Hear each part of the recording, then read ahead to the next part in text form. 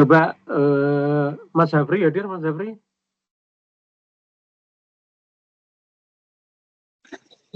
Hadir, Pak.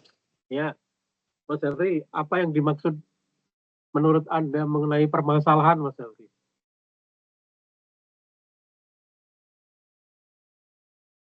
Apa yang Anda pahami tentang permasalahan? Coba diinterpretasikan. Bisa diulangi, Pak. Nah? Gimana? Izin Pak, putus-putus soalnya. Ya, apa yang Anda pahami tentang permasalahan? Oh, lagi di jalan dah ini.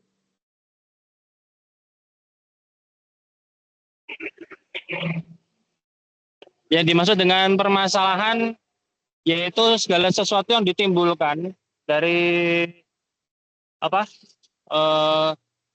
biasanya dari kegagalan perencanaan di awal, Bapak, sehingga memunculkan permasalahan yang memang itu tidak dapat diprediksi sebelumnya. Ya, terima kasih, Mas Ri. Kalau Mbak Devi, hadir Mbak Devi? Oh, pakai mic ya. Kalau menurut Anda gimana? Hadir Bapak.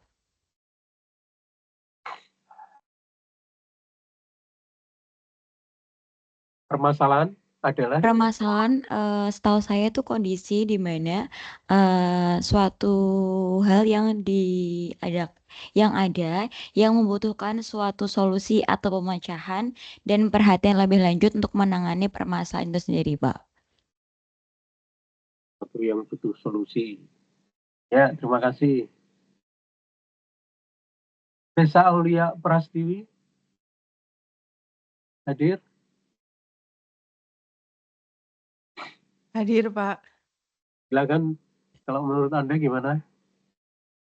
Oh, permasalahan itu situasi yang menimbulkan ketidaksesuaian, Pak. Ya, antara antara kondisi yang diharapkan sama yang kenyataannya. Iya.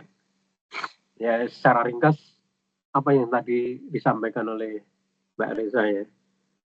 Permasalahan itu secara umum itu pengertiannya kesenjangan atau perbedaan antara kondisi kenyataan dengan yang diharapkan. Harapannya bagus, tapi ternyata kondisinya yang terjadi adalah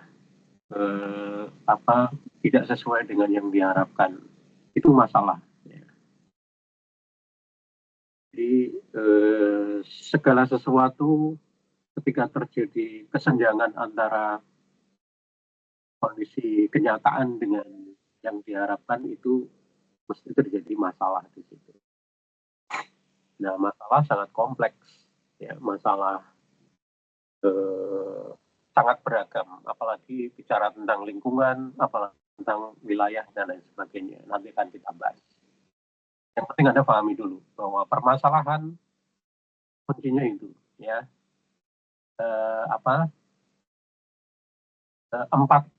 empat kata, ya. Kesenjangan, kenyataan, antara kenyataan dan yang diharapkan. Makanya nanti ketika Anda menyusun tesis, proposal, Anda diminta untuk merumuskan masalah. Dalam merumuskan masalah, Anda harus sudah menentukan lokasi studi. Di lokasi studi Anda itu dari kajian teorinya secara ideal yang diharapkan itu misalnya Anda ingin merencanakan kawasan pariwisata, lingkungan kawasan pariwisata. Secara teori yang diharapkan idealnya itu pariwisata harus didukung oleh bentuk atraksi yang menarik, yang bagus sehingga wisatawan mau mendatanginya. Yang kedua, pariwisata itu harus didukung oleh kemudahan aksesibilitas supaya wisatawan mudah untuk mendatangi destinasi objek wisatanya. Yang ketiga, dalam merencanakan atau membangun kawasan pariwisata itu Anda harus perhatikan amenity atau akomodasi. Jadi kebutuhan-kebutuhan apa saja yang nanti dibutuhkan oleh wisatawan ketika ada di lokasi atau kawasan pariwisata Anda. Yang keempat, kekuatan promosi iklan. Itu 4 prinsip di dalam perencanaan pembangunan kawasan pariwisata. Nah, harapannya kawasan pariwisata lokasi studi Anda itu adalah atraksinya menarik, kemudian akomodasi lengkap, itu penginapannya, restorannya, macam-macam. Internetnya, kalau itu membutuhkan jaringan internet, adalah sesuatu yang dibutuhkan oleh wisatawan. Toiletnya, macam-macam. Dan aksesibilitasnya mudah, ya. Misalnya jalannya bagus, ya. Atau ada biro travel di situ yang mengurusi perjalanan, baik perjalanan luar pulau maupun lokal, misalnya seperti itu. Atau harus didukung dengan promosi, karena wisatawan itu kadang ada yang tidak tahu kalau di satu kawasan yang Anda studi itu ada objek wisata pariwisata yang menarik. Promosi iklan itu penting. Itu harapannya seperti itu. Tapi ketika Anda survei awal di lokasi studi, Anda harus merumuskan masalah di sana. Apa masalah atraksinya, apa masalah aksesibilitasnya, apa masalah akomodasinya, apa masalah promosinya, itu harus Anda kupas semua. Ya, nanti Anda bisa merumuskan di situ, oh ternyata ada permasalahan-permasalahan atraksi seperti ini. Permasalahan itu masih survei awal ya, dugaan ada masalah atraksi seperti ini.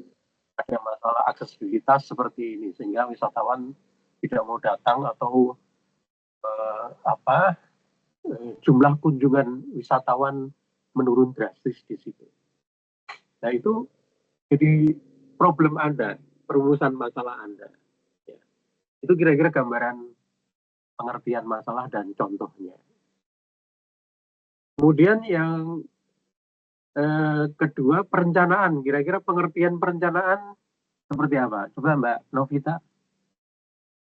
Kalau perencanaan menurut Anda yang Anda pahami?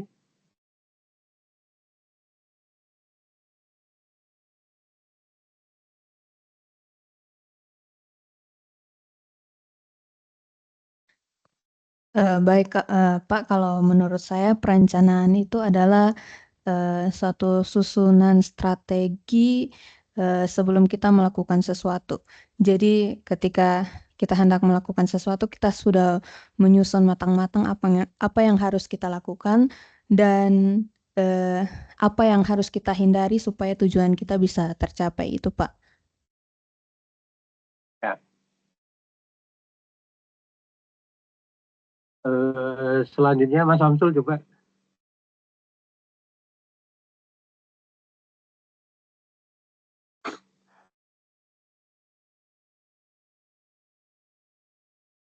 Izin Pak Musyadun.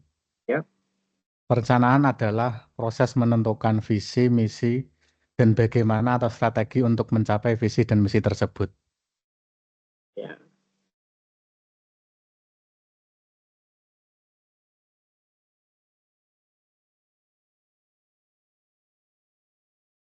Ya. Jadi kalau bicara tentang perencanaan ya masa depan ya. Masa depan itu tujuan apa? Kita mau apa? Ya, yang ingin dicapai. Ya. Ya tadi sebenarnya visi, misi dalam mewujudkan tujuan masa depan kita tentunya akan membuat langkah-langkah atau strategi tadi, ya. Yang kurang tadi dari yang disampaikan itu dengan memanfaatkan sumber daya yang kita miliki.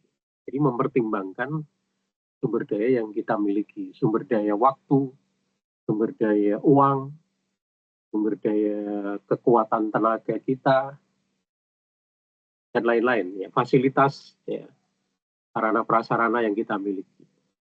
Ya, itu perencanaan. Jadi kata kuncinya adalah langkah-langkah yang perlu kita lakukan untuk mencapai tujuan masa depan, langkah-langkah strategi, ya, langkah-langkah strategis yang kita lakukan untuk mencapai tujuan masa depan dengan memanfaatkan segala sumber daya yang kita miliki. Ini strategi langkah-langkah, tujuan masa depan, dan sumber daya yang kita miliki. Contoh, ya, perencanaan kita, misalnya Anda belum punya rumah, ya, Anda punya strategi apa untuk capai target? Saya 10 tahun lagi saya harus punya rumah, itu tujuan, menentukan visinya dulu, ya, bahwa 10 tahun lagi saya harus punya rumah yang layak begitu. Nah, sekarang Anda lihat rumah yang layak itu harganya berapa? Taruhlah misalnya 500 juta. Minimal ini ya 500 juta. Nah, sekarang Anda punya perencanaan seperti apa untuk mewujudkan tujuan masa depan Anda 10 tahun ke depan? Harus mengumpulkan 500 itu, kalau sekarang harganya ya 10 tahun ke depan Anda beli nggak boleh itu mungkin rumah seharga 500 juta. Karena inflasi dan lain sebagainya, harga rumah semakin membumbung tinggi. Anda paling tidak nanti harus pinjem teman atau yang lainnya, ya, untuk nalangi dana dulu. Nah, kemudian Anda punya strategi untuk menabung atau mencicil pinjaman. Nah, itu yang harus Anda susun strategi itu. Strategi langkah-langkah yang nanti harus Anda lakukan untuk mewujudkan impian Anda 10 tahun ke depan punya rumah. Sehingga Anda punya pertimbangan-pertimbangan kemampuan Anda. Waktu 10 tahun, ya, mempertimbangkan waktu 10 tahun. Kemudian kondisi keuangan Anda seperti apa, sumber daya keuangan. Kemudian sumber daya tenaga, fasilitas, dan lain sebagainya, itu juga nanti Anda pertimbangkan. Sehingga nanti Anda akan bisa membuat perencanaan dalam 2 tahun nanti targetnya apa, 4 tahun. Jadi Anda pertimbangkan misalnya jangka panjangnya itu 10 tahun, jangka menengahnya 5 tahun, jangka pendeknya per tahun. Ya. 1 tahun targetnya seperti apa, kalau tidak tercapai nanti Anda harus bagaimana. Itu nanti ada analisis resiko, analisis macam-macamnya, ya. Kemudian nanti 5 tahun Anda evaluasi kekurangan targetnya disebabkan oleh apa, itu nanti Anda pelajari, diperbaiki, sampai kemudian nanti diharapkan 10 tahun itu Anda bisa mencapai target sesuai dengan tujuan perencanaan, ya, tujuan Anda, yaitu mendapatkan rumah idaman. Gitu. Itu contoh perencanaan. Jadi perencanaan adalah langkah-langkah strategis yang perlu kita lakukan untuk mencapai tujuan yang diharapkan dengan memanfaatkan segala sumber daya yang kita miliki, kemampuan sumber daya yang kita miliki. Kalau pembangunan Mas Mada, Ruci Mada Sunggoro.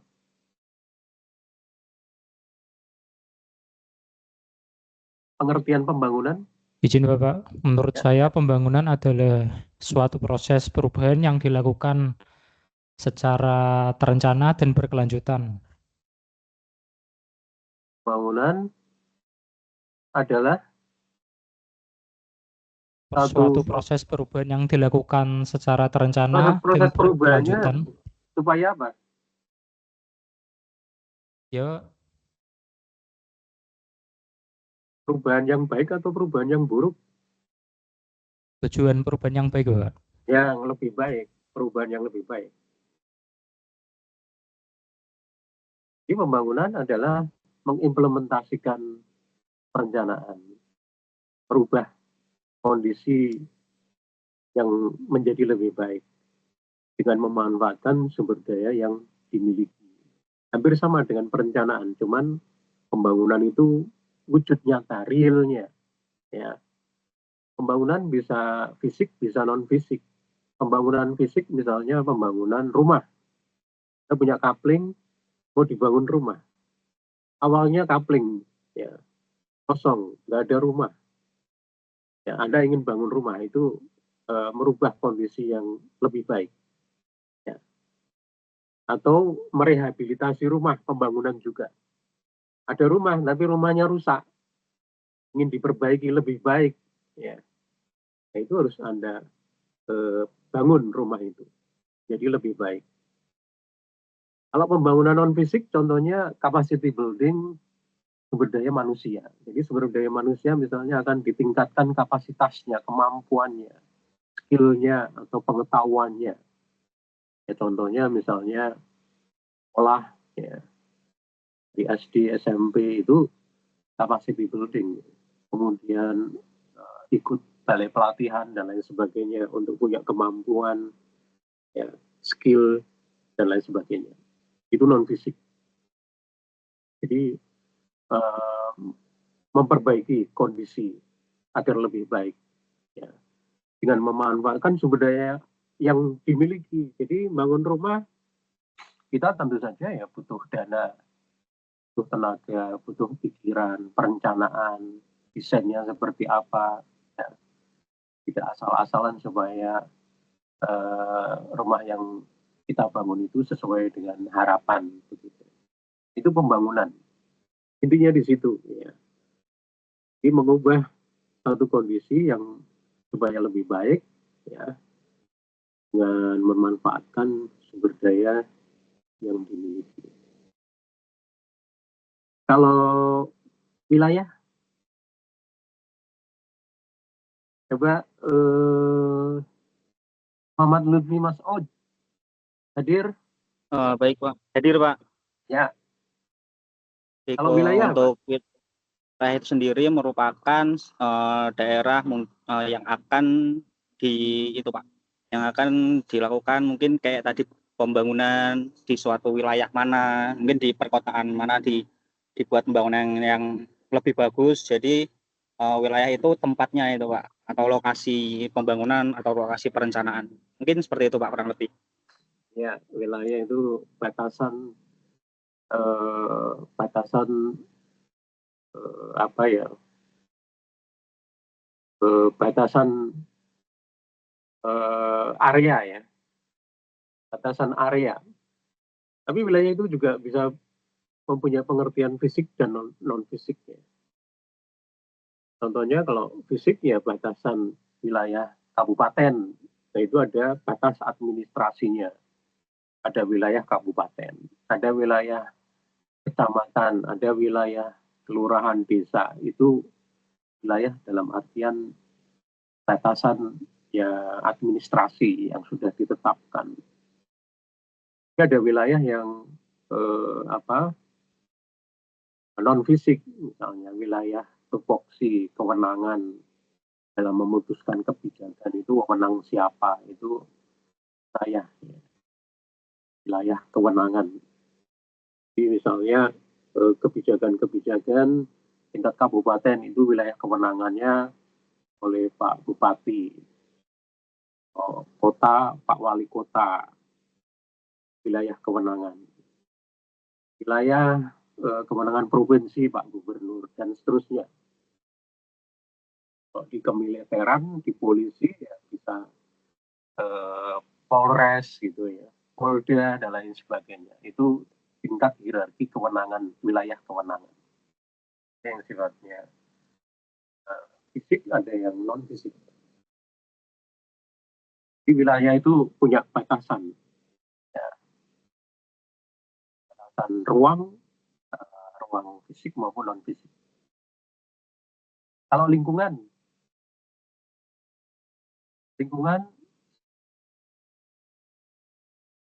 Sabna Suryaning Tias hadir.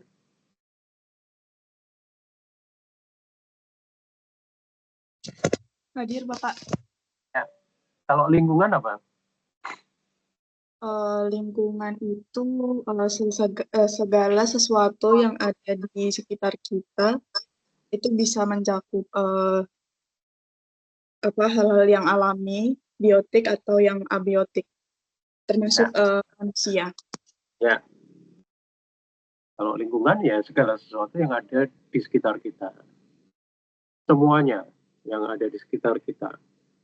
Apakah itu biotik, abiotik, manusia atau hewan atau tumbuhan, batu, air, tanah, dan lain sebagainya. Yang membuat satu ekosistem. Ada juga makhluk gaib di lingkungan yang di sekitar kita. Nah, sekarang kalau lingkungan wilayah tergantung batasan wilayahnya. Jadi lingkungan kabupaten, ya nanti kita bicara batasan administrasi kabupatennya. Lingkungan kawasan pariwisata, kita lihat deliniasi batasan kawasan pariwisata yang akan kita studi itu di mana, sehingga cakupan batasan area, ya, lokasi, ruang yang akan kita rencanakan, yang akan kita bangun, wilayah yang akan kita bangun itu seperti apa. Nah itu kira-kira pengertian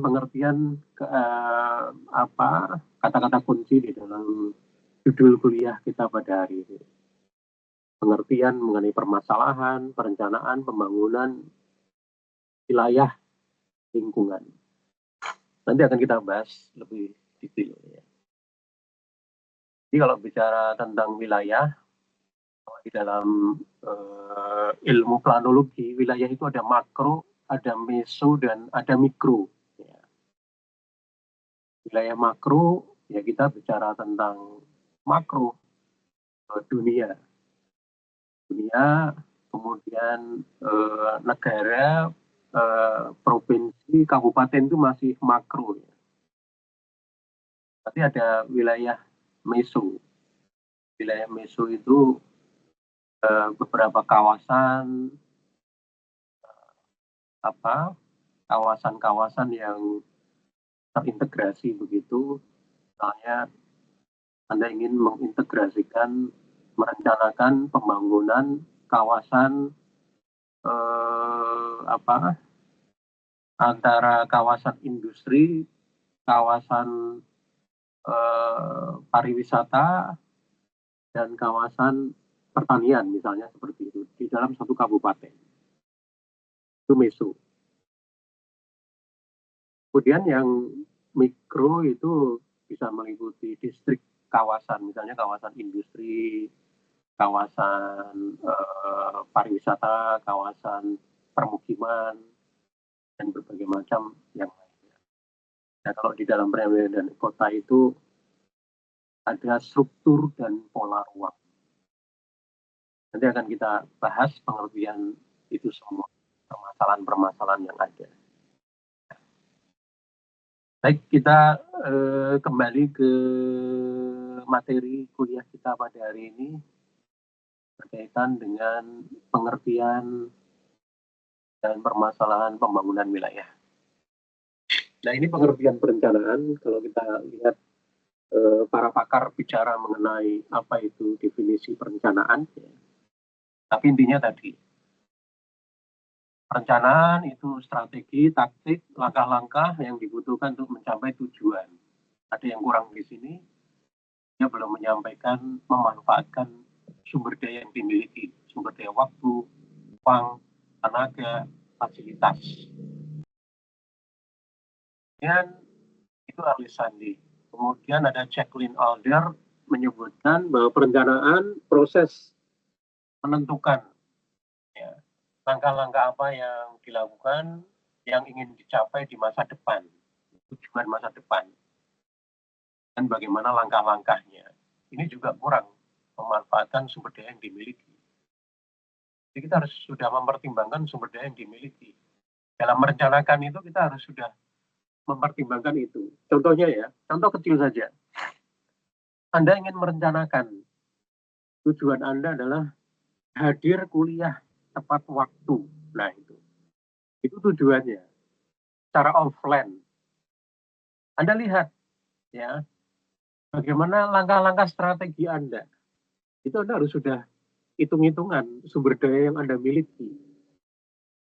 Yang pertama, jarak tempuh antara lokasi kos Anda, tempat tinggal Anda dengan kampus. Itu berapa menit. Kemudian cara menempuhnya dengan apa, moda transportasinya apa di situ. Nah, kemudian yang perlu Anda pertimbangkan analisis resiko nanti kalau ada sesuatu di jalan, supaya nanti ada toleransi waktu begitu ya. Nah, setelah mempertimbangkan itu, ya, Anda nanti bisa menentukan langkah-langkahnya. Anda harus siap untuk keluar dari rumah itu jam berapa. Keluar dari rumah jam berapa. Pakai transportnya dijemput teman, pakai Gojek, atau pakai transport sendiri. Nah, nanti kalau ada sesuatu di jalan, misalnya banyak gembos, kemudian bensinnya habis, kemudian macam-macam ya, lalu lintas macet dan lain sebagainya. Itu semua nanti akan menentukan alokasi sumber daya waktu. Ya, diharapkan tujuan Anda nanti bisa tercapai, butuh uang berapa, butuh waktu berapa, butuh tenaga seperti apa, sehat atau sakit. Kalau pas sakit, bisa izin ya. Kalau pas sehat, kira-kira Anda juga butuh waktu ya untuk bagaimana Anda mengatur langkah-langkah itu, fasilitasnya juga perlukan di situ. Nah, ini memanfaatkan sumber daya yang dimiliki itu penting. Menganalisis sumber daya yang dimiliki dan analisis resiko itu penting dalam perencanaan. Makanya ada perencanaan alternatif A, B, C, D. Ya, alternatif perencanaan A itu akan dilaksanakan langkah-langkah yang seperti ini jika seperti ini. Dengan analisis resiko seperti ini. Alternatif perencanaan B dilakukan seperti ini kalau analisis resiko dan lain sebagainya. Ya, itu penting ya. Douglas menyebutkan perencanaan proses yang terus-menerus dan membuat tujuan, mengimplementasikan, mengevaluasi, serta memonitor, memantau. Itu kalau sudah implementasi, kalau masih dalam penyusunan perencanaan itu masih rencana. Ya. Tapi dia juga merencanakan mengevaluasinya, nanti yang akan mengevaluasi siapa. Jadi direncanakan juga mengevaluasi itu. Yang mengevaluasi siapa, kapan waktunya, kapan saja, kemudian yang memonitoring siapa, kapan memonitornya, implementasi kapan pelaksanaannya, dan lain sebagainya, keluar semua dalam perencanaan. Barbara Becker menyebutkan perencanaan sebuah cara rasional menyiapkan masa depan yang lebih baik. Taylor menyebutkan bahwa perencanaan itu proses, strategi, kebijakan, macam-macam tadi ya. Upaya apa yang perlu kita lakukan, yang perlu kita ambil, kita putuskan ya, dalam mencapai tujuan yang diharapkan. ringkasnya seperti tadi, perencanaan itu adalah proses langkah-langkah strategi yang perlu kita lakukan untuk mencapai tujuan dan memanfaatkan sumber daya, waktu, uang, fasilitas, tenaga kita miliki. Nah, ini pengertian pembangunan.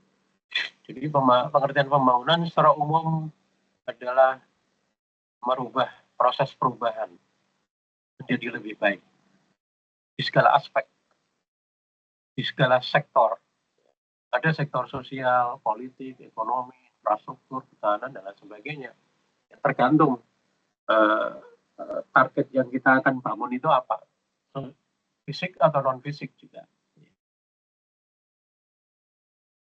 Itu Alexander. Kemudian Voltaire menyebutkan pembangunan sebagai transformasi ekonomi, sosial, dan budaya.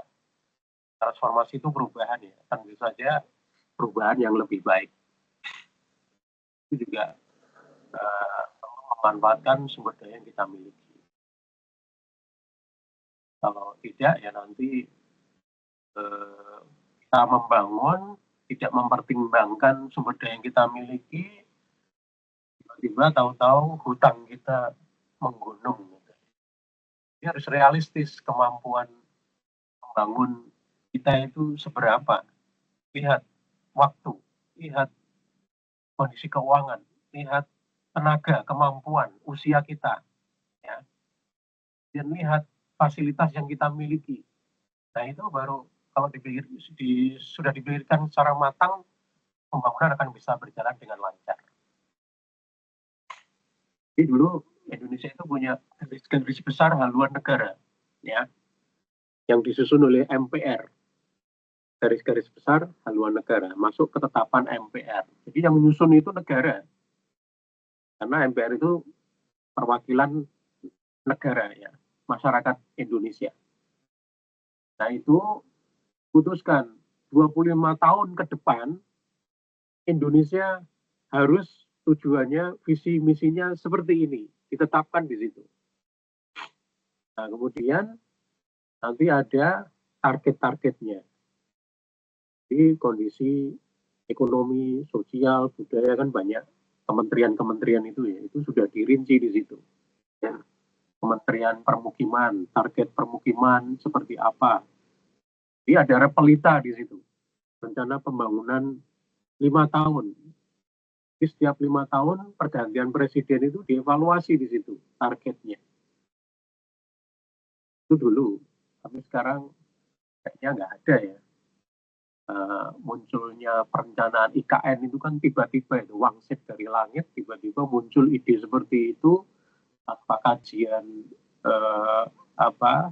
kajian studi mengenai kemampuan waktu kita, kemampuan uang kita, kemampuan tenaga expert kita, kemampuan fasilitas yang kita miliki, ya akhirnya berantakan semua itu.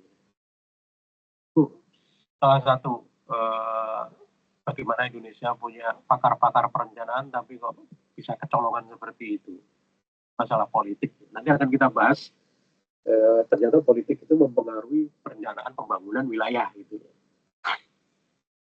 Nah kemudian Deditizen menyebutkan bahwa pembangunan itu diartikan sebagai transformasi sama ya. Di perubahan yang direncanakan untuk memperbaiki lebih baik ya. Jadi berbagai aspek kehidupan dengan memanfaatkan sumber daya yang dimiliki. Nah ini perencanaan tata ruang. Nah perencanaan tata ruang itu berkaitan dengan menyusun suatu rencana ya. Menyusun rencana ruang-ruang dalam suatu wilayah. Menata pola ruang dan struktur ruang. Kalau kita tadi sudah mengerti pengertian perencanaan, ya, perencanaan itu adalah satu strategi langkah-langkah yang akan kita lakukan ya, dengan memanfaatkan sumber daya yang kita miliki dalam rangka mencapai tujuan yang diinginkan. Nah, tujuan perencanaan tata ruang menata ruang supaya lebih baik, supaya harmonis hubungan antar ruangnya, baik strukturnya maupun pola ruangnya. Sehingga aspek-aspek pola ruang dan struktur ruang itu sangat banyak ya.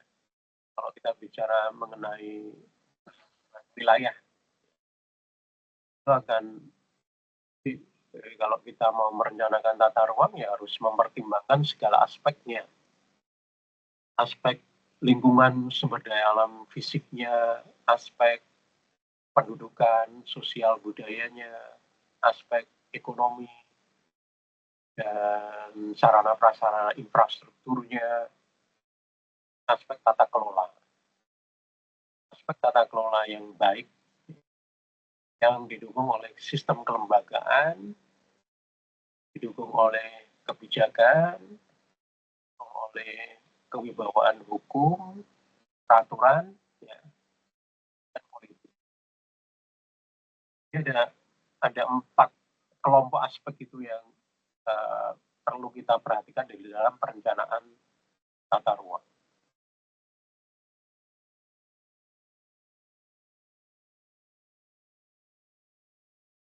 Nah, perencanaan tata ruang itu yang perlu kita perhatikan ada 2, yakni struktur ruang dan pola ruang.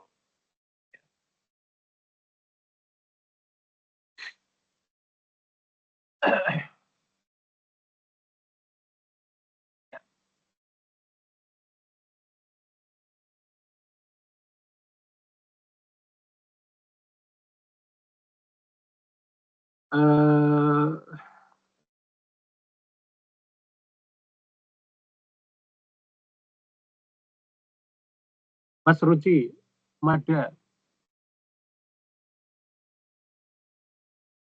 yang dimaksud dengan pengertian struktur gitu kira-kira apa, Mas? Biar nyambung nanti diskusinya. Kalau Anda sudah paham pengertiannya. Struktur itu susunan, Pak.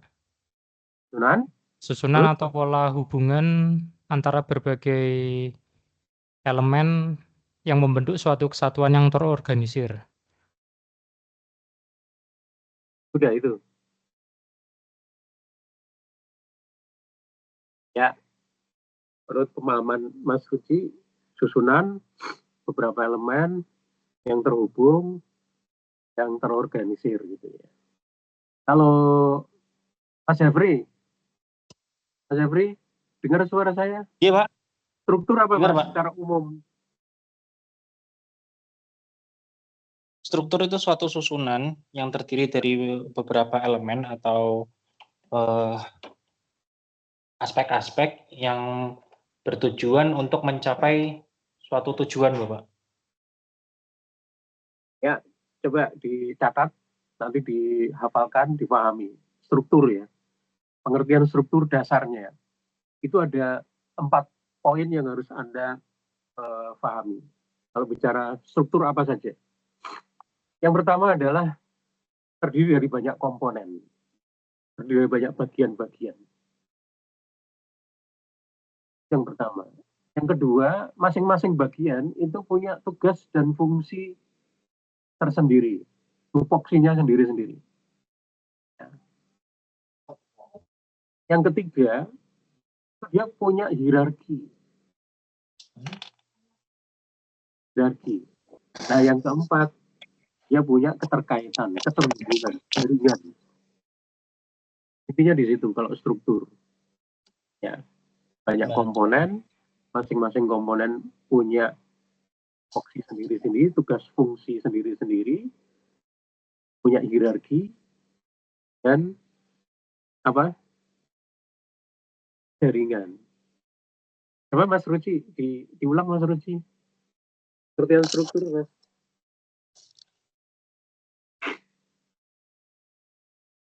Struktur terdiri dari banyak bagian, masing-masing bagian mempunyai tupoksi, Ya. memiliki hierarki, dan adanya keterkaitan, Bapak. Ya, itu. Berarti tadi Anda yang kurang apa? Ada yang kurang tadi apa? Hierarkinya, Mas. Hierarki Hierarki sama masing-masing elemen itu punya tupoksi. mempunyai tupoksi. Ya. Nah itu struktur. Contoh. Struktur tubuh kita. Struktur tubuh kita itu punya banyak elemen. Dari ujung rambut sampai ujung kaki. Itu struktur. Masing-masing elemen punya fungsi sendiri-sendiri. Ada yang fungsi vital, ada cuman aksesoris, ya. Kalau tidak ada elemen itu tidak masalah, cuman kurang indah, ya. Nah itu elemen struktur tubuh kita. Dia punya hierarki. Hierarki itu tingkat vitalitas, ya. Tingkat organ-organ tubuh kita yang vital, itu hierarki. Ya. Kemudian ada jaringan yang menghubungkan. Nah, itu struktur tubuh kita. Misalnya struktur kepala, tubuh kita, dan kaki, ya, itu masing-masing punya panca indera itu juga punya fungsi, membuat satu sistem di situ. Struktur organisasi juga demikian. Ya. Struktur organisasi itu banyak bagian di situ. Masing-masing bagian punya tupoksi. Masing-masing bagian punya hierarki. Ya, kedudukan penting dan tidaknya di situ, vital dan tidaknya. Kalau nggak ada, ya harus ada di situ, di struktur itu. Kalau nggak ada, akan mempengaruhi kinerja organisasi itu. Itu hierarki. Kemudian ada jaringan koordinasi. Mana yang koordinasinya harus dekat, mana yang harus melalui ini, melalui itu, dan seterusnya. Ya, itu struktur. Nah demikian juga struktur ruang. Jadi struktur ruang, saya beri gambaran, misalnya ruang wilayah kabupaten. Ruang wilayah kabupaten itu banyak bagian-bagiannya, yaitu kecamatan-kecamatan.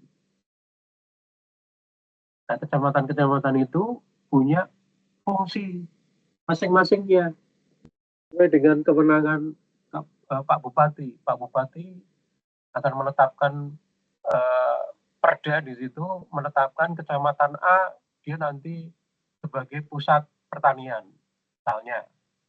Kecamatan B perkebunan, kecamatan C ya misalnya seperti itu. Pusat pendidikan, permukiman, pertanian, macam-macam. Ya. Nanti ditetapkan sesuai dengan fungsinya masing-masing. Fungsi utamanya di situ. Nah, kemudian ada hierarki. Hierarki di situ. Hierarki yang utama adalah Pak Bupati. Itu punya kewenangan ruang kewenangan yang tinggi. Ya. Kalau secara fisik ya wilayah ya di kantor bupatinya di situ. Biasanya kantor bupati itu dekat dengan kantor DRD tingkat kabupaten. Di situ ada kalau rumah sakit ya rumah sakit sekelas kabupaten, ya setipe kabupaten, ada militer ya sekelas militer kabupaten, kalau polisi ya nanti ada Polres begitu. Itu hierarki yang paling tinggi. Ya. Kemudian nanti hierarki yang kedua itu adalah pusat-pusat kedua, itu ada kantor kecamatan, ya kemudian ada nanti puskesmas, tiap-tiap kecamatan itu kan harus ada puskesmas, ya. Dan nanti ada polsek, kalau polisi, itu biasanya di pusat-pusat kecamatan. Hierarki ketiga itu kelurahan, kalau ada balai desa, kantor kelurahan di situ, ya nanti kemudian ada badan pengawas desa macam-macam, ya. Nah, itu sebagai pusat pertumbuhannya, pusat aktivitasnya. Dan kemudian sudah banyak elemennya, fungsinya sendiri-sendiri, kemudian ada hierarki, ada jaringan. Dihubungkan dengan jaringan jalan, infrastruktur jalan, ada infrastruktur drainase, infrastruktur macam-macam. Itu namanya struktur Bisa dipahami ya? Jadi definisi struktur, contohnya struktur tadi, kemudian menginjak ke definisi struktur ruang. Jadi supaya Anda mudah memahaminya, bisa membuat definisi sendiri ya. Ini kan definisi struktur ruang. Jadi kadang susah untuk dipahami. Ruang adalah susunan pusat-pusat pemukiman dan sistem jaringan prasarana yang berfungsi sebagai pendukung kegiatan sosial ekonomi masyarakat secara hierarkis memiliki hubungan fungsional. Ini sangat susah mendefinisikan yang supaya kita mudah untuk memahaminya. Tapi kalau Anda sudah paham kata kunci struktur, dan nanti akan saya berikan diagram struktur ruang dan pola ruang. Definisi yang mudah dipahami seperti tadi. Ruang adalah karena banyak ruang sebagai pusat pertumbuhan di situ. Ada pusat permukiman, kawasan permukiman, dia pusat permukimannya di mana? Kawasan pendidikan, dia pusat pendidikannya di mana? Kawasan kesehatan, dia pusat kesehatannya di mana? Ya letak rumah sakit, letak puskesmas. Kawasan pendidikan, letak perguruan tinggi atau letak SMA, SMP, yang tergantung hierarkinya. Ya. Pusat pemerintahan seperti tadi hierarkinya. Ruang-ruang yang punya pusat-pusat tadi sesuai fungsinya, punya hierarki, dan kemudian sarana prasarana. Sarana prasarana banyak. Asal itu berupa garis di peta itu ya, ada kereta api itu sarana, prasarana transportasi kereta api. Prasarana jalan, transportasi darat. Prasarana jalur pelayaran untuk transportasi laut. Prasarana udara untuk transportasi udara. Jalur-jalur penerbangan dan lain sebagainya. Prasarana juga bisa berupa drainase. Ya. Drainase itu ada misalnya tingkat kabupaten, dia dimensinya berapa? Tentu saja tingkat provinsi, tingkat kabupaten itu dimensi drainasenya berbeda-beda. Ya.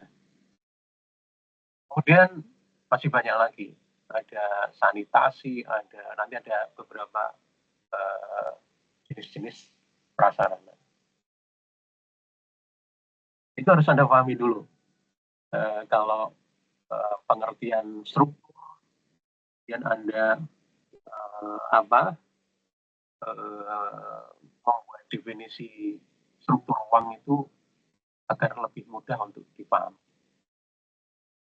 Kemudian kalau pola, saya bicara pola ruang. Kalau pola, pengertian pola apa, Mbak Novita, Cornelia?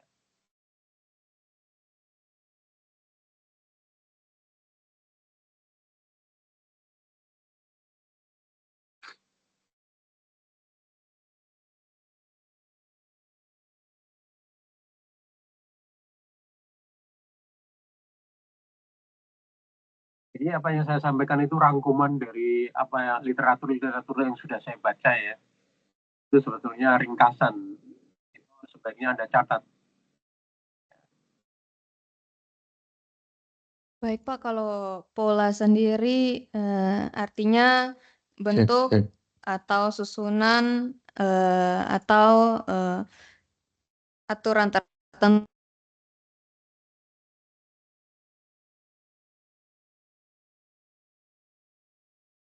Bentar, putus-putus ini. Ya, pola adalah bentuk atau susunan atau aturan yang dilakukan secara berulang-ulang. Yang bagaimana? Bagaimana, Pak? Pola adalah susunan aturan gitu ya. Iya, Pak, susunan atau bentuk yang Bentuk. dikenali biasanya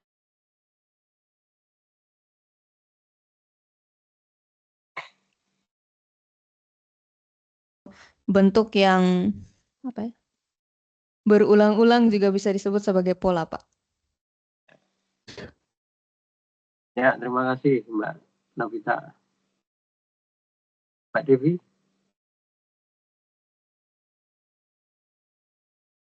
kalau pola apa Mbak Devi?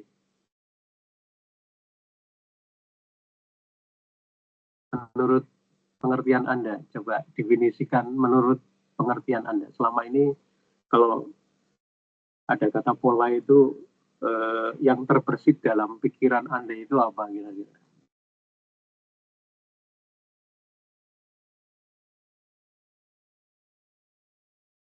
Biasanya pola itu suatu hal atau bentuk yang dilakukan secara teratur dan berulang-ulang, Pak. Begitu, baik dari secara visi, konsep, maupun perilaku.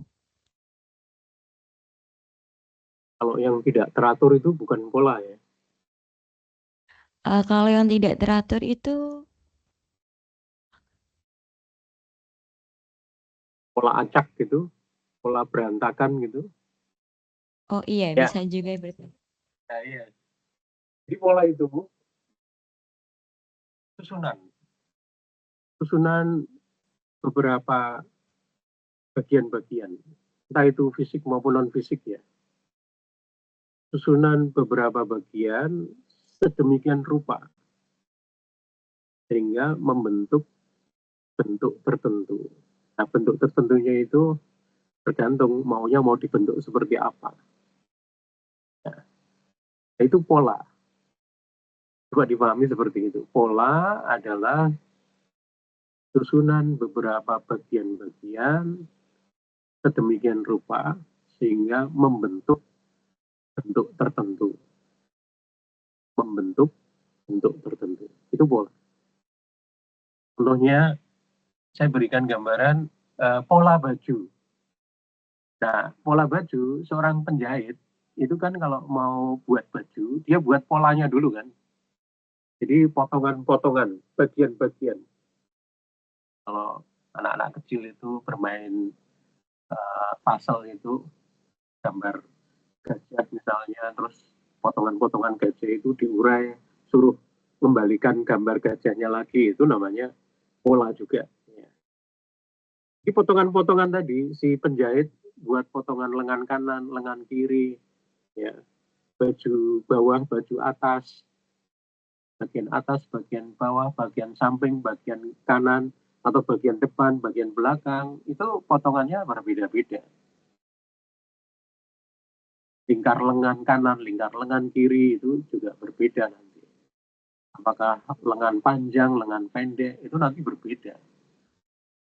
Nah, ketika potongan-potongan tadi sudah jadi, kemudian kainnya dipotong sesuai dengan bagian-bagian pola tadi, ya, dan dijahit, dirangkai, disusun bagian potongan-potongan tadi. Sedemikian rupa, sehingga membentuk baju.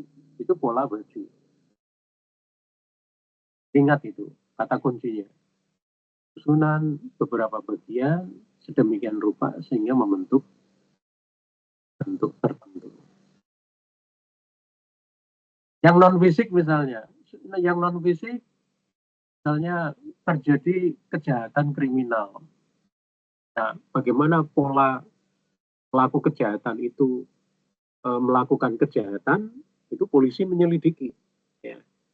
Nanti polisi akan mendatangkan saksi, kemudian mengintegrasi pelaku, mengumpulkan bukti-bukti dan lain sebagainya, sehingga nanti Pak Polisi akan bisa menyusun pola kriminal yang dilakukan oleh pelaku itu seperti apa, kronologisnya seperti apa, motivasinya dia membunuh apa, itu nanti akan dibeberkan semua oleh Pak Polisi. Itu kira-kira gambarannya seperti itu, pola kriminal. Nah, pola ruang juga seperti itu. Di pola ruang itu adalah ruang-ruang yang banyak, disusun sedemikian rupa, sehingga dibentuk sedemikian rupa, sehingga membentuk pola tertentu. Itu pola. Ya, pola ruang. Nah, kalau di slide di sini,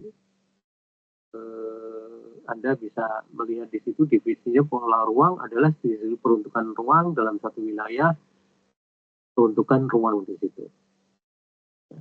Jadi di situ ruang itu dibedakan menjadi gunanya. Makanya di situ peta guna lahan. Ya. Jadi ruang-ruang itu dikelompokkan menjadi peruntukan ruang itu digunakan untuk apa? Permukiman. Itu kalau di perencanaan wilayah dan kota, tata ruang itu dibedakan menjadi dua ruang induk, ya, ada lindung dan budidaya. Dua kelompok ruang itu ada lindung, ada budidaya kalau di dalam suatu wilayah dan kota. Wilayah lindung itu bisa berkaitan dengan secara alam, misalnya kawasan lindung, hutan lindung, ya, atau kawasan lindung air untuk melindungi cadangan air bersih di situ. Ya. Itu kebutuhan kawasan di situ. Itu lindung alam. Ada lindung yang sifatnya budaya, heritage. Ya. Itu pun ada tangible sama intangible. Tangible seperti bangunan-bangunan budaya di situ, peninggalan. Ya. Kalau intangible misalnya ada di situ seni-seni budaya di situ yang ada, misalnya baju suku A punya punya heritage intangible yang harus dilindungi dari baju itu seperti apa? Kalau tangible-nya kan misalnya rumah atau dialek, ya, intangible. Dialek misalnya suku Sunda, dialek suku Jawa. Suku Jawa itu bertingkat-tingkat dialeknya, ada kromo ini, ada macam-macam ya tingkatan bahasanya, itu intangible. Saya kira. Jadi lindung itu ada cabangnya, kemudian budidaya itu ada banyak. Budidaya itu digunakan untuk budidaya apa? Misalnya dimanfaatkan untuk permukiman, pariwisata, untuk peternakan, perikanan, perdagangan, perindustrian, macam-macam, ya. Nah, itu gambaran kira-kira struktur dan pola ruang. Ini kira-kira supaya lebih memudahkan Anda, imajinasi Anda ya, mengenai apa itu pengertian struktur ruang dan pola ruang. Tadi bicara struktur ruang yang dia punya banyak, masing-masing ruang dia punya pusat pertumbuhan, punya hierarki, dan kemudian dia terhubung dengan ada sistem wilayah internal, ada prasarana di situ, transportasi, energi, telekomunikasi, sanitasi, daya alam, air bersih, ya, listrik dan lain sebagainya, itu semua masuk ke situ. Struktur ruang. Bicara tentang pola ruang adalah susunan sesuai dengan pemanfaatannya, dan beberapa ruang sesuai dengan pemanfaatannya, apakah lingkungan budidaya, sedemikian rupa sehingga membentuk pola tertentu. pola tertentu itu bisa pola berantakan, pola acak, dan karena kadang ada satu daerah yang tidak direncanakan, jadi berkembang alami begitu ya, berubah terkadang. Nah itu ada kegiatan pelestarian lingkungan hidup, kemudian ada kegiatan sosial, budaya, ekonomi, kegiatan pertahanan dan keamanan, dan seterusnya. Di situ ada kawasan permukiman, ada perindustrian, ada macam-macam. Tergantung pemanfaatannya seperti apa. Jadi harus Anda pahami dulu mengenai wilayahnya. Wilayah, ruang, batasan tertentu itu ya prinsip ini, struktur dan pola ruang. Tinggal skalanya makro, meso, atau mikro. Dari wilayah studi Anda itu makro, meso, atau mikro. Nah ini pemetaan teori struktur ruang. Jadi teori-teori mengenai perencanaan tata ruang itu bisa diwakili dengan diagram gambar ini. Yang pertama, faktor pembentuk internal struktur ruang kota. Jadi bicara tentang wilayah dan kota, itu Anda harus perhatikan di situ. Lingkungan, sumber daya alamnya. Dan itu diperhatikan ya. Fisik, lingkungan, sumber daya alam. Jadi ketika Anda ingin mengidentifikasi permasalahan suatu ruang, suatu lokasi studi, ya, lihat identifikasi permasalahan fisik, sumber daya alam, lingkungannya. Airnya tercemar, udaranya tercemarkah, suhunya bagaimana, iklimnya bagaimana, bencana apa saja yang ada di situ, bencana alam apa saja yang ada di situ, mitigasi bencana nanti. Dan berkaitan dengan perubahan iklim global itu masuk di situ. Kondisi flora faunanya seperti apa, sumber daya alamnya bagaimana, tambangnya yang potensial di situ apa. Nah itu lingkungan, sumber daya alam. Kalau misalnya lokasi studi Anda itu potensi untuk peternakan, nah itu sesuai lahan untuk peternakan itu harus didukung oleh kesesuaian lahan, apalagi untuk pertanian ya. Jadi ingin membuka 20.000 hektar sawah di luar Jawa, itu harus disudi dulu yang mau ditanam apa komoditasnya. Nah komoditasnya itu dia butuh fisik, lingkungan, sumber daya alam yang seperti apa, airnya seperti apa, pH tanahnya bagaimana, itu perlu dilakukan tadi kelayakan dulu.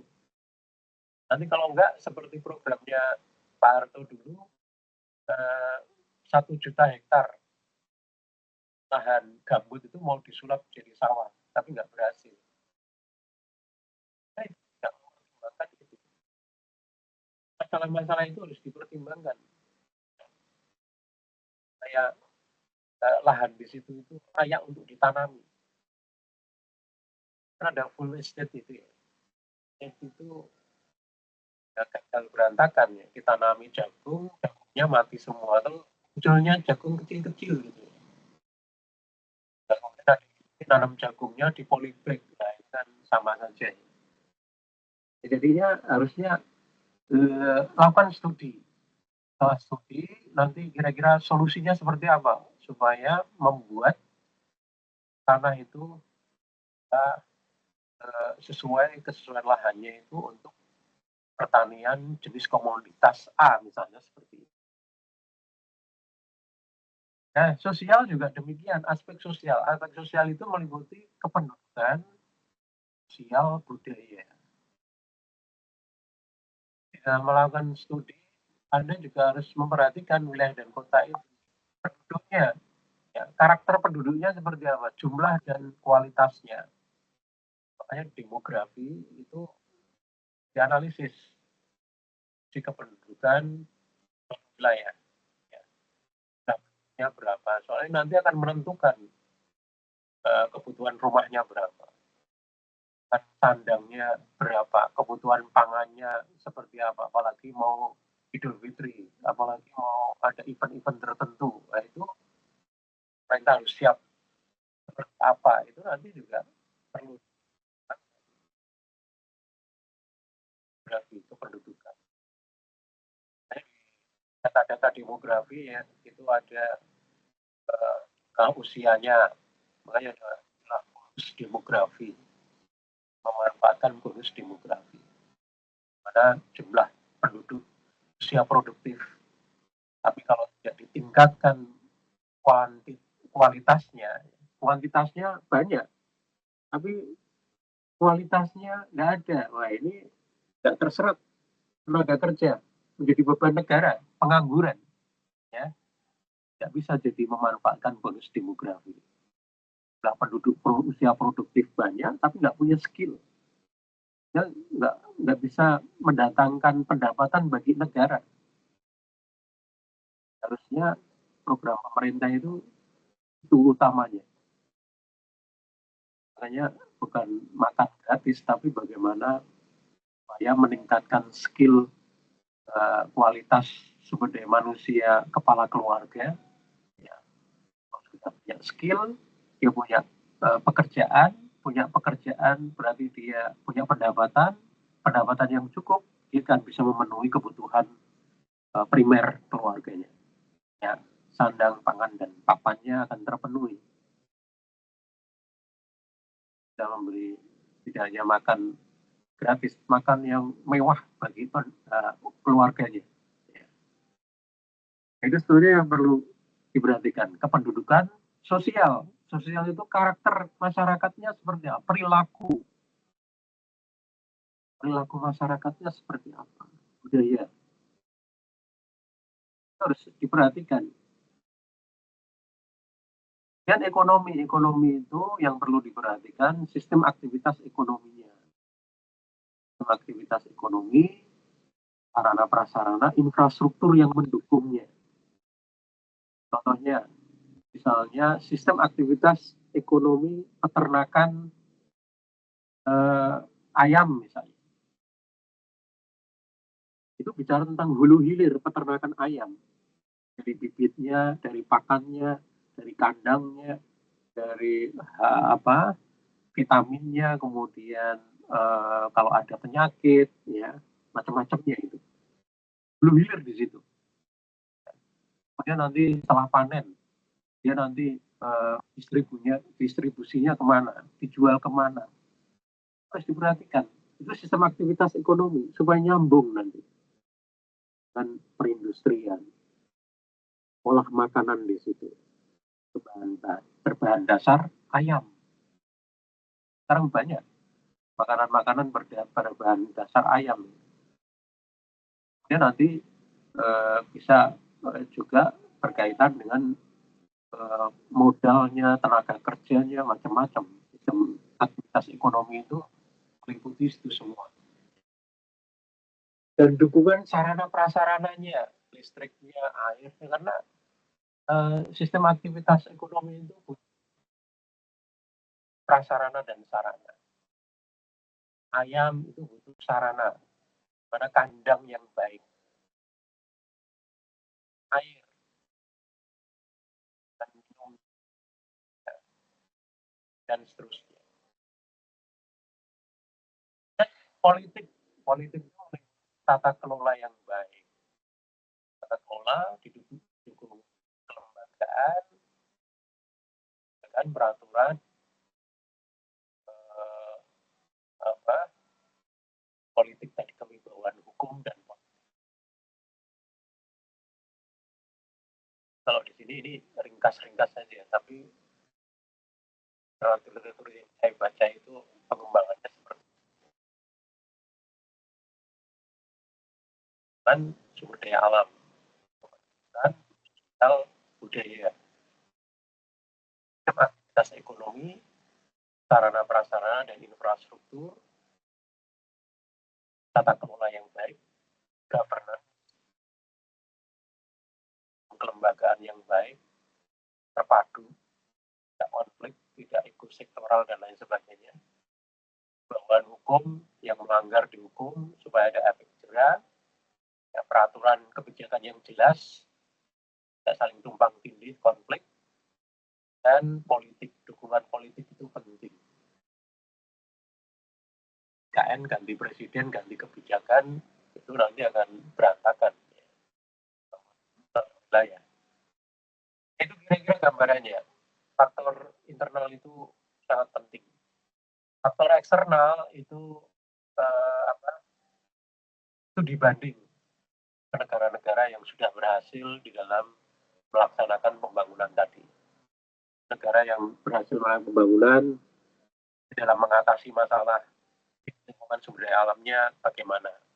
Tapi tidak ditelan mentah-mentah ya, karena kondisi sumber daya alam kan yang kita miliki tentu berbeda dengan mereka. Harus ada modifikasi, ya.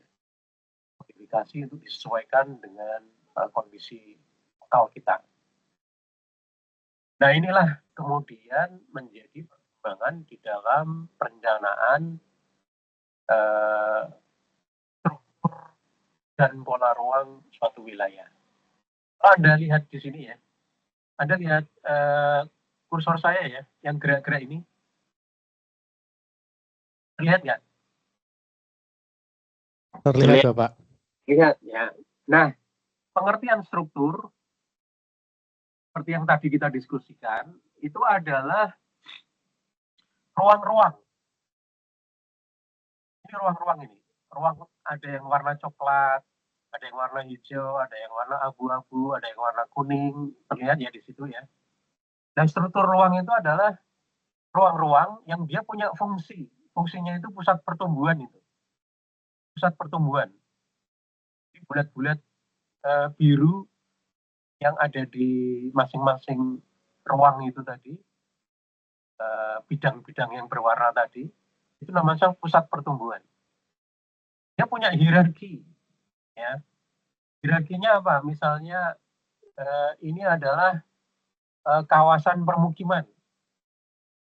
Hierarki pertama ya ada kawasan permukiman, misalnya yang warna kuning misalnya. Yang lainnya sebagai kawasan pendukung. Hierarkinya tingkat kedua.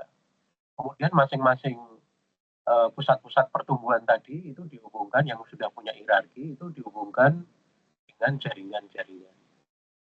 Ada koordinasi, ada jaringan secara fisik, ada jaringan jalan, dan lain sebagainya. Itu menghubungkan tadi pusat-pusat pertumbuhan. Nah, itulah struktur ruang. Yang saya berikan contoh tadi, misalnya ini satu kabupaten. Ya, masing-masing kecamatan dia punya pusat pertumbuhan kecamatan, dan masing-masing kecamatan itu kan dengan prasarana, infrastruktur. Nah, itu pengertian struktur. Nah, pola ruang itu yang bidang-bidang yang berwarna-warna itu ruang-ruangnya. Ya. Pola ruang adalah susunan ruang-ruang. Nah, ini kan ruangnya banyak, ada 4 ini. Jenis kawasannya. Kawasan lindung misalnya yang warna hijau. Kawasan permukiman, kawasan perdagangan, kawasan perindustrian, misalnya seperti itu.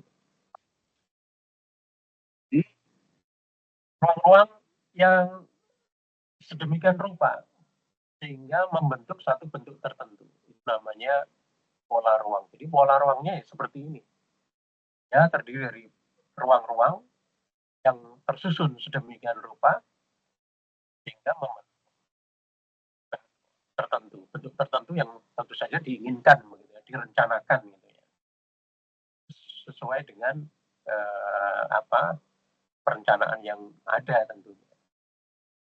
Nah, ini yang dimaksud dengan struktur dan pola ruang. Kemudian suatu wilayah dan kota itu sangat dipengaruhi oleh tadi jumlah penduduk. Satu kota Kenapa dikatakan sebagai kota kecil, kota sedang, kota besar? Karena jumlah penduduk. Kota kecil, dia penduduknya sedikit. Kota besar, dia penduduknya, kota sedang, dia penduduknya ya sedang. Kota besar, dia akan menjadi sebutan sebagai kota metropolitan, megapolitan, dan lain sebagainya. Jenis-jenis hierarki kota. Ya. Jadi dia dipengaruhi oleh jumlah penduduk. Ada satu kota, ya seperti misalnya pertumbuhan suatu kota. Kota awalnya dia tidak dikatakan sebagai kota, tapi dia kawasan pedesaan. Ya.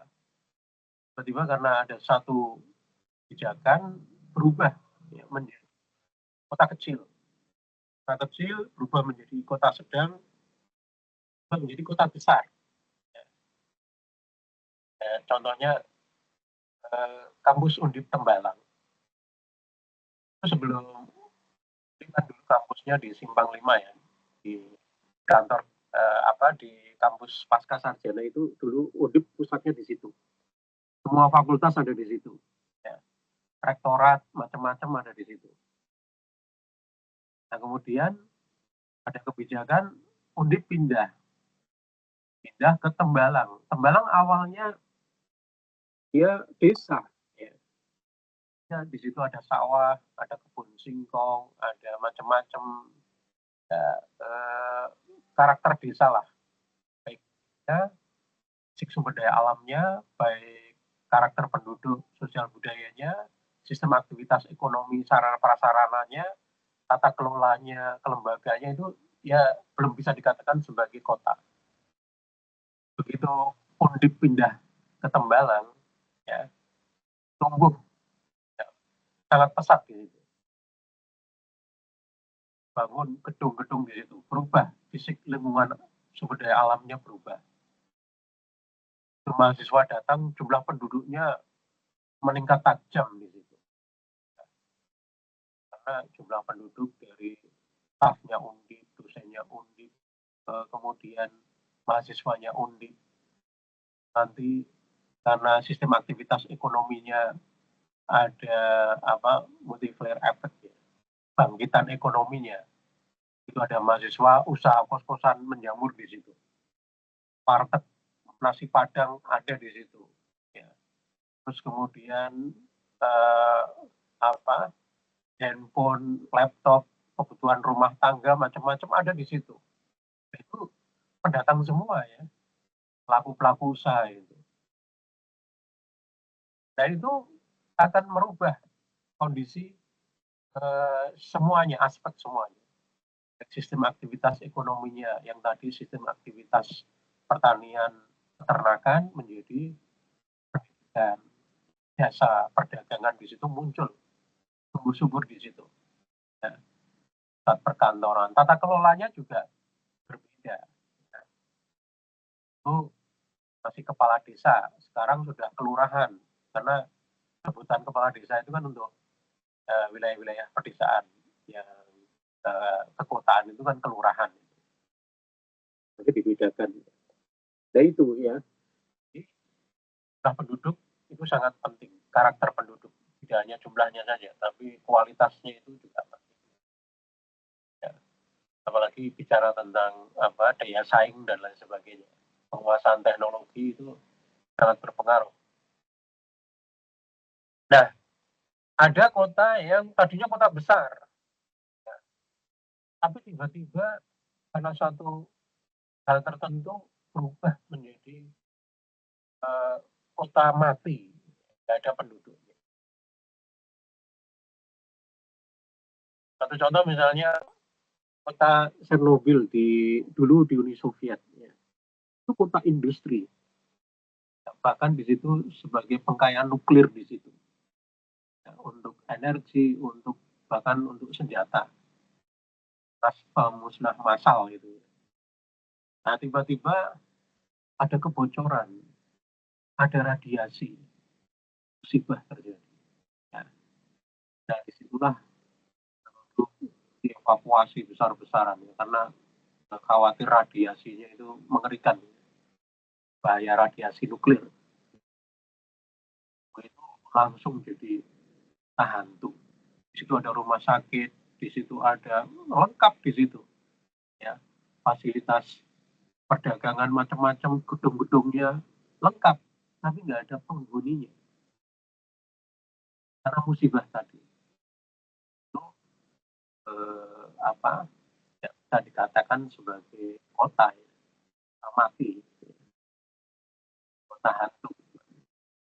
Ya, kalau nah, itu kira-kira gambarannya seperti itu ya. Anda pahami struktur ini, ya. Anda pahami, catat, dihafalkan, itu sebagai dasar Anda memahami suatu wilayah, lingkungan. Tinggal nanti Anda analogikan saja skalanya makro, meso maupun mikro, tergantung dari wilayah studi Anda. Jadi contohnya, contoh skala meso ya. Ini skala meso misalnya penataan kawasan pelabuhan. Jadi misalnya di pelabuhan itu ada wilayah, berbagai macam wilayah di situ ya, kawasan-kawasan wilayah. Nah, wilayah-wilayah itu kemudian Anda lihat pusat-pusat pertumbuhannya di mana di situ. Dan nanti Anda akan bisa melihat struktur ruangnya. Ruang, nanti Anda bisa tentukan mana hierarki satunya, mana hierarki duanya, mana hierarki tiganya. Karena ini fokusnya ke pelabuhan, ya, Anda fokusnya ke pusat pertumbuhan pelabuhan itu, yang ada pelabuhannya itu di mana? Itu sebagai pusat hierarki pertama. Yang lainnya nanti pusat-pusat pertumbuhannya menjadi hierarki kedua. Terbentuk struktur di situ. Ya. Ada pusat-pusat pertumbuhan, masing-masing punya fungsi tertentu. Misalnya di situ ada kawasan industri, ada kawasan peternakan, ada kawasan perkebunan misalnya, ada kawasan permukiman. Jadi pelabuhan itu sebagai sentralnya. Jadi hasil panen perkebunan nanti dibawa ke pelabuhan, nanti didistribusikan di luar pulau. Pertanian juga demikian. Pusat pertanian di mana, nanti di situ base camp-nya hasil pertanian, nanti terus dibawa ke pelabuhan, di situ ada gudang-gudang, ada kontainer, nanti didistribusikan ke luar pulau. Industri juga demikian. Industri pengolahan pertanian, pengolahan perkebunan, nanti setelah jadi mau didistribusikan, dibawa ke pelabuhan, kirim ke luar pulau. Itu ya, gambarannya seperti itu. Itu membentuk struktur. Struktur di situ. Harus ada jalan pun nanti hierarkinya juga berbeda-beda. Makanya ada jalan arteri primer, ada arteri sekunder. Ada kolektor primer, ada kolektor sekunder. Itu hierarki jalan. Itu menunjukkan mengenai hubungan antar pusat-pusat pertumbuhan tadi. Pola ruangnya ada kawasan perindustrian, ada kawasan pertanian, permukiman, perkebunan, dan lain sebagainya. Ini contoh satu wilayah meso ya, di mana bicara tentang struktur dan pola ruang. Nah, sekarang permasalahan tadi kesenjangan antara kondisi. Sebelum menginjak permasalahan pembangunan, mungkin ada pertanyaan yang perlu disampaikan atau perlu didiskusikan, silahkan. Saya kasih waktu untuk diskusi. Izin mau bertanya, Prof. Ya, silakan. Kalau semisal kan ada yang namanya kawasan permukiman, kawasan perdagangan. Nah, bagaimana mata kuliah tata ruang ini memandang suatu kawasan terpadu di mana di situ terdapat dalam kawasan terpadu tersebut terdiri dari kawasan-kawasan kecil yang itu ada pemukiman, ada perdagangan, ada kawasan perindustrian, perkantoran dan lain sebagainya. Itu gimana, Prof? Ya, pertanyaan yang bagus ya. Jadi kalau kita bicara tentang kawasan permukiman, contohnya kawasan permukiman. Kalau di dalam ilmu perencanaan wilayah dan kota, kita menentukan kawasan permukiman karena di situ fungsi guna lahannya utamanya adalah permukiman, mayoritas permukiman. Sedangkan fungsi guna lahan lain itu adalah aktivitas pendukung, guna lahan pendukungnya. Jangan dikira kawasan permukiman itu dipukul rata itu adalah rumah semua, enggak ya. Di situ ada kawasan perdagangan, makanya contohnya saja lah kawasan permukiman yang dikembangkan oleh developer. Ya. Mereka harus menyediakan ruang fasilitas umum dan fasilitas sosial di situ. Fasilitas umum ada kawasan perdagangan, rukonya, itu menyediakan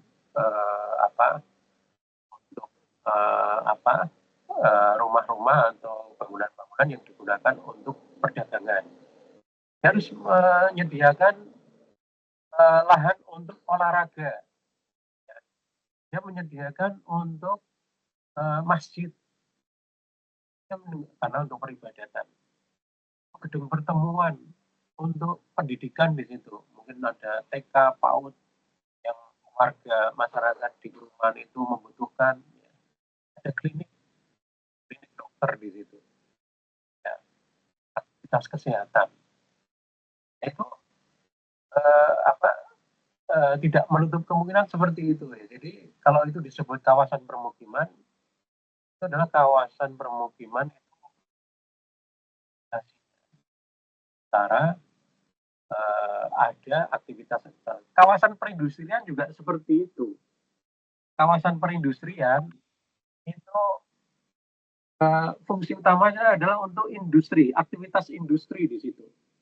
Tetapi tidak menutup kemungkinan di situ ada rumah-rumah yang dibangun untuk buruh. Perusahaan menyediakan lahan perumahan untuk buruh karyawannya. Daripada buruh pulang pergi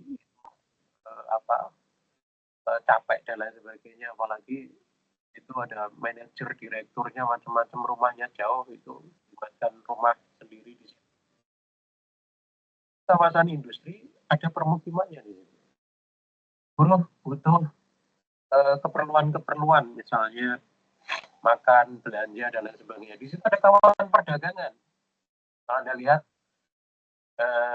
di depan-depan pabrik itu, kalau pas bubaran shift-shiftan itu kan banyak pedagang jualan itu, ada jajanan, ada sandang, ada elektronik, makanan macam-macam ada di situ. Dia menyediakan zona untuk aktivitas perdagangan. Karyawan butuh beribadah, istirahat, ada masjid di situ.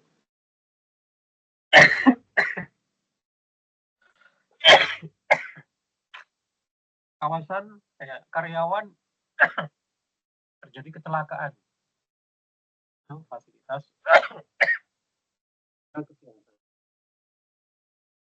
terusnya. Kalau kita melihat suatu kawasan, ya kita identifikasi dulu kawasan dominan apa nih. Selanjutnya, dan itu tidak hanya satu peruntukan, tapi ada aktivitas-aktivitas atau kawasan-kawasan lain sebagai pendukungnya di situ. Dan pusatnya itu di situ. Kawasan industri, makanya saya bilang tadi, kawasan industri pusatnya di mana? Di kawasan industri itu. Aktivitas industrinya di mana? Kawasan mana aktivitas pusat permukimannya di situ. Dan seterusnya. Kita dalami ya Mas Selvi.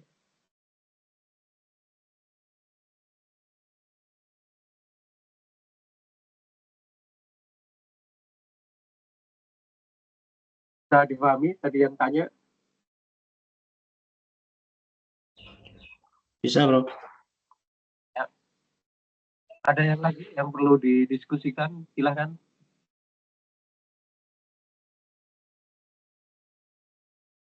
Kalau tidak, kita lanjutkan. Ya, 2:30. Baik, kita lanjutkan aja. Permasalahan pembangunan. Tadi disebutkan bahwa pembangunan adalah rangkaian aktivitas untuk mewujudkan yang lebih baik, ya, membangun kondisi yang lebih baik dan segala daya dan upaya sumber daya yang kita miliki. Nah, permasalahan itu kesenjangan. Jadi kita sudah berusaha, ternyata kondisi real, kondisi kenyataan dengan kondisi yang kita rencanakan, harapkan itu berbeda. Evaluasi, di monitoring, makanya ada monitoring dan evaluasi, ada jangka pendek, jangka menengah, jangka panjang. Permasalahan pembangunan. Nah, di sini ada berbagai macam kompleksitas permasalahan ya di dalam kita merencanakan suatu tata ruang wilayah. Ya. Jadi ada aspek ekonomi, ada pendidikan, energi, kesehatan, macam-macam ya, perumahan, permukiman,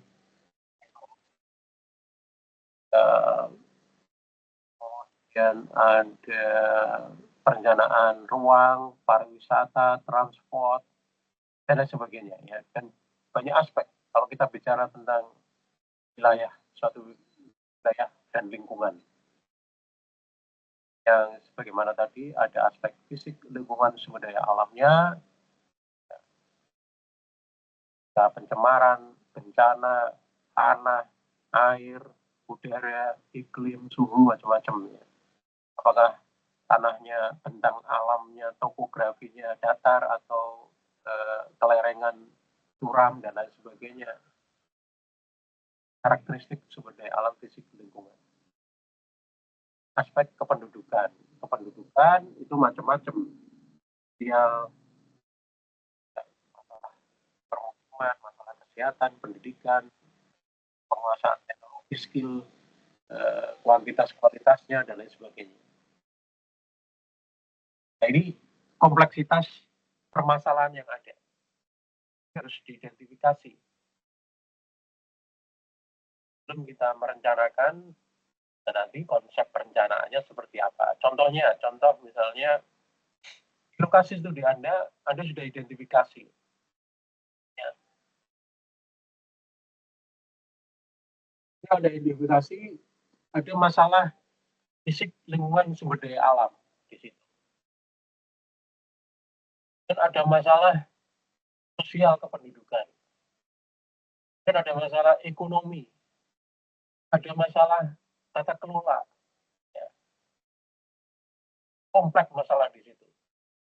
Nah, kemudian mana konsep ya rencanakan supaya wilayah atau kota Anda itu yang baik.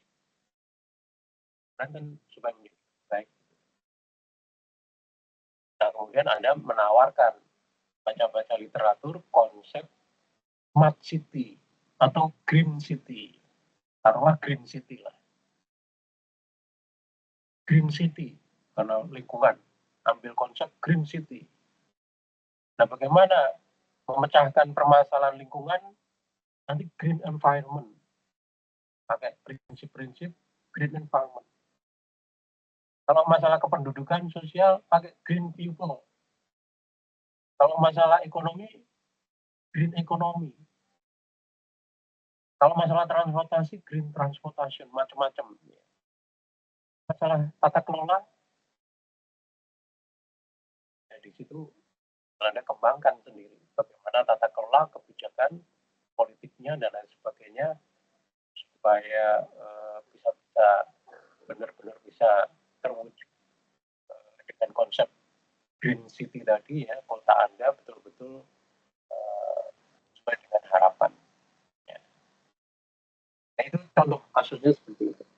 Nah, ini contoh kasus di pesisir.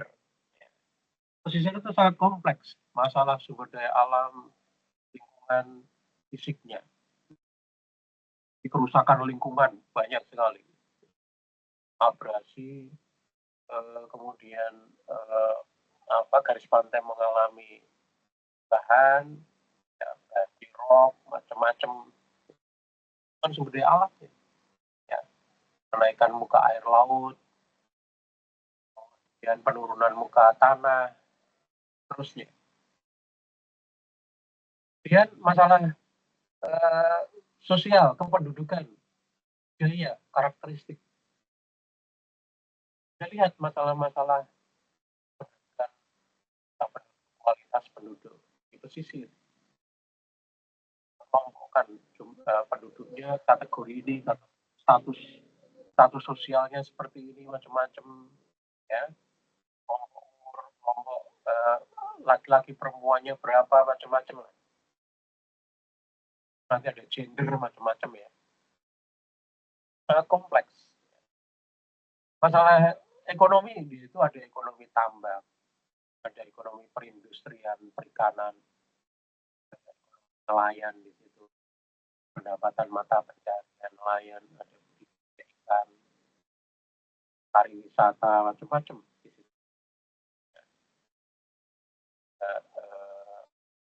Wisata bahari, macam-macam. Dan tata kelola juga penting. Tata kelolanya. Permasalahan-permasalahan tadi, karena Anda bisa mengumpulkan masalah-masalah tadi, sehingga jadi Anda bisa kenali akar masalahnya di mana. Itu yang nanti jadi skala prioritas diatasi terlebih dahulu. Dan bagaimana merumuskan itu, merumuskan masalah-masalah tadi, nah kita kenal dengan struktur pohon masalah. Ini struktur pohon. Struktur pohon itu adalah bagian-bagian pohon banyak, akar, batang, cabangnya, rantingnya, daunnya, dan seterusnya.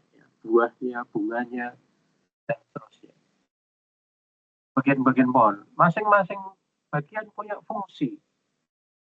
Masing-masing bagian punya menduduki hierarki. Nah, itu semua terhubung dengan jaringan. Dengan untuk mensuplai makanan dari akar ke daun, bunga, dan buah.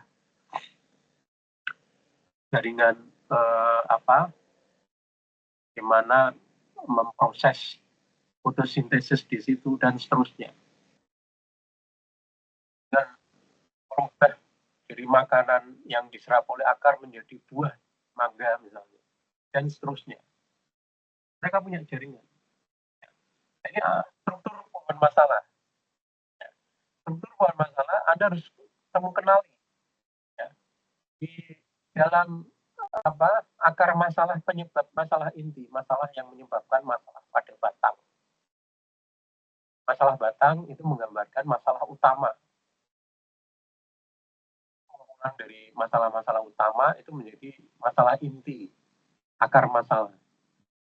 Dan ada masalah di sini akibat dari masalah batang. Ada masalah daun, dan hierarkinya seperti itu. Hierarki yang paling tinggi itu adalah akar masalahnya. Saya kira gambarannya seperti itu ya. Kalau kita bicara struktur pohon masalah. Di masalah itu ada masalah daun, hierarkinya daun, ada masalah hierarki ranting, cabang, batang, dan akar. Ini dipahami dulu, sehingga nanti Anda bisa menyusun permasalahan-permasalahan suatu wilayah itu dipetakan seperti ini. Jadi, belum itu meliputi siapa, kemudian mengapa, kapan, dan apakah. Bagaimana, di mana. Nah, itu perlu adanya solution di situ. Ini perlu waktu, dan tenaga pelakunya siapa, kemudian UN kan kapan ya? Butuh waktu. Siapa? Terus bagaimana caranya? Butuh fasilitas apa saja? Terus bagaimana? Ada kebutuhan dananya macam-macam. Pikirkan itu solusi-solusi.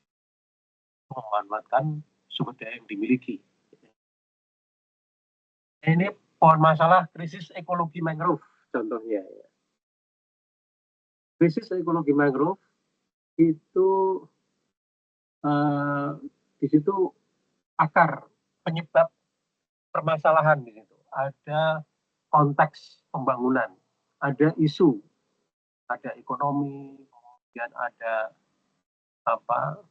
fitur alami di situ, artinya batasan-batasan fisika, kimia, biologinya mangrove. Ya.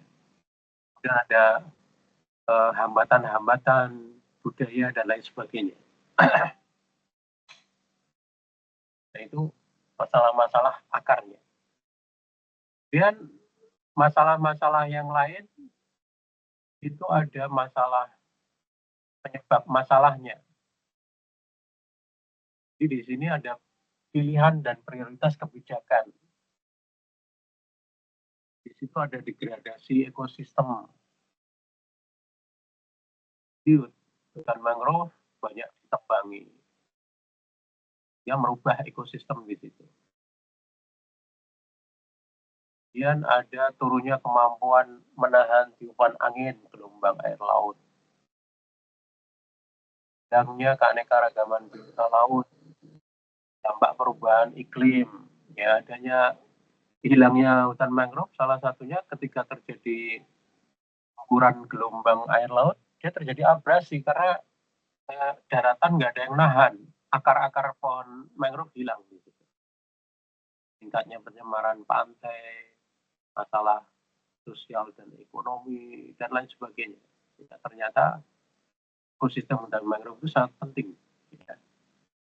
Begitu rusak mangrove, maka dampaknya akan menjadi lebih besar di situ. Kemudian di sini contoh diagram masalah fishbone. Jadi ketika Anda merumuskan masalah, Anda lihat teori masalah fishbone. Kalau tadi pohon masalah. Jadi lihat penyebab dan dampaknya, efeknya. Jadi ada manusia, material, kemudian alatnya, metodenya, itu Anda lihat dari sisi itu. Contohnya kalau di perencanaan pembangunan wilayah, itu aspek-aspek tadi. Aspek fisik, sumber daya alam, lingkungan, cabangnya nanti apa, banyak itu. Airnya, suhunya, udaranya, dan lain sebagainya. Masalah kependudukan sosial budaya, masalah kependudukan sosial, perilaku, dan lain sebagainya. Masalah sistem aktivitas ekonomi, masalah sistem kelembagaan, tata kelola. Ada identifikasi. Serta cabang-cabangnya. Kalau Anda lihat duri ikan itu kan, duri utamanya, kemudian ada cabang-cabangnya itu. Biasanya di ikan bandeng itu lebih kompleks itu. Jadi ada duri pokok, duri batang cabangnya, kemudian ada duri cabangnya dan ranting-rantingnya, kecil-kecil duri-durinya. Makanya kalau makan ikan bandeng itu ada yang nggak suka karena kendala tadi. Makanya ada teknologi bandeng presto. Ya. Jadi orang yang nggak suka diganggu oleh duri-duri bandeng, itu sudah di presto karena durinya jadi lunak. Atau bandeng tanpa duri, jadi durinya dicabuti. Makan bandeng tanpa dihambat, diganggu oleh duri-duri tadi. Nah ini termasuk satu teori fishbone dalam merumuskan satu masalah. Contohnya ini, bagaimana merumuskan masalah dengan metode fishbone, duri ikan. Contohnya di sini transaksi keuangan daerah dalam memperluas kontribusi zakat. Jadi di situ ada masalah eh, kualitas sumber daya manusianya seperti apa, kuantitas maupun kualitas. Kemudian ada metodenya, metode kebijakan dan lain sebagainya ya, metode praktisnya ya, itu seperti apa, materialnya, sarana prasarananya, alat-alatnya seperti apa. Jadi material-material itu sarananya seperti apa, peralatannya ya, lengkap seperti apa. Dan ada untuk inventarisir masalah-masalah di situ. Ya nanti Anda bisa melihat bagaimana masalah pokoknya, kemudian masalah cabangnya seperti apa. Ini ada contoh lagi merumuskan masalah duri ikan dengan metode duri ikan kaitan dengan penurunan produksi. Ini misalnya penurunan produksi pertanian sawah, padi. Lihat di situ bagaimana sumber daya manusianya. Oh, ternyata banyak orang-orang desa yang pergi ke kota, nggak mau jadi petani. Nah, itu satu problem. Kekurangan tenaga pengolah sawah di situ, petaninya. Materialnya, kesuburan lahannya sudah mulai menurun. Nah, perlu diapakan? Direkayasa. Kemudian mesinnya, peralatan pertaniannya, jadi peralatan mengolah tanahnya, peralatan untuk nyemprot hamanya, nyemprot pupuknya, macam-macam ya. Nanti panennya seperti apa, itu butuh peralatan pertanian. Terus butuh lingkungan di situ, bagaimana kondisi cuaca, suhu, apalagi terjadi perubahan iklim. Gagal panen karena perubahan iklim. Ya, dikira tidak banjir, ternyata banjir. Ya. Nah itu sudah gagal panen itu. Ya. Sebulan, 2 bulan lagi panen, tiba-tiba banjir. Nah ini. Atau serangan hama. Itu ya, penting untuk dilakukan analisis seperti itu. Metodenya, prosedurnya, mungkin ada yang kurang pas di situ. Salah. Misalnya di dalam menangani hama. Obatnya salah atau prosedur alurnya salah dan lain sebagainya. Itu masalah-masalah Anda inventarisir, kemudian Anda bisa menelusuri kira-kira masalah akar masalahnya gimana, kenapa panen itu menurun drastis, produksi menurun drastis. Ini masalah kerusakan lingkungan. Ada sumber daya manusianya, kualitas sumber daya manusia. Kemudian tata kelola kebijakan regulasi, kritik tadi. Proses penyelenggaraannya, kelembagaannya. Norma-normanya, aturan-aturannya, termasuk tata kelolanya di situ. Ya. Metode dan teknologi, hubungan metode dan teknologi mungkin kurang update teknologinya sehingga ketinggalan. Ya, dia tidak bisa menangani masalah-masalah tadi. Misalnya mitigasi bencana, ya, dia nggak lakukan metode dan teknologi mitigasi bencana sehingga kerusakan lingkungan menjadi lebih parah, tidak bisa meminimalisir, karena salah satu fungsi mitigasi bencana itu adalah meminimalisir meminimalisir dampak bencana.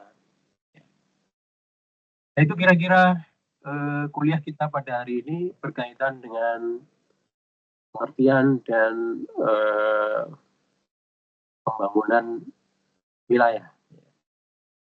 Sampai di sini mungkin ada yang ditanyakan, silakan. Kalau ada yang didiskusikan, silakan. Bisa dipahami? Mas Samsul, bisa dipahami apa yang saya sampaikan? Insya Allah bisa, Bapak. Ya, jadi tahapan awal tadi mudah-mudahan memudahkan Anda untuk memahami, menambah wawasan Anda bagaimana memahami permasalahan-permasalahan perencanaan pembangunan wilayah. Ada pertanyaan? Silakan.